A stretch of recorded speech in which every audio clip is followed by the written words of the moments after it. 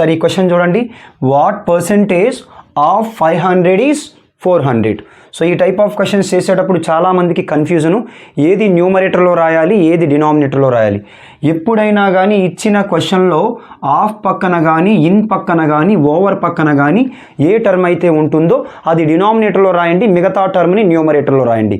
Of పక్కన ఏదైతే ఉంటుందో దాన్ని ఎక్కడ రాస్తారు?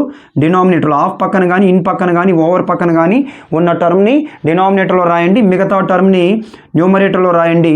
సో ఇంటూ మనకి పర్సెంటేజ్లో చెప్పమంటున్నారు కాబట్టి ఇంటూ 100%. 2 zeros cancel. 5తో 5 ఎన్ని times? 5 20 times 100. So 4 into 20. 4 into 20 అంటే ఎంత? 80%. మన ఆన్సర్ ఏమవుతుంది? 80% అవుతుంది. ఓకేనా? సో ఈ ట్రిక్ కనుక మీకు నచ్చినట్లయితే సో లైక్ చేయండి. మన ఛానల్లో కంప్లీట్గా పర్సెంటేజ్కి సంబంధించి 5 hours వరకు క్లాస్ ఉంది, ఒకసారి వాచ్ చేయండి. మొత్తం 9 parts కింద పెట్టాను. సో అది నచ్చినట్లయితే మీ ఫ్రెండ్స్కి కూడా షేర్ చేయండి. Thank you.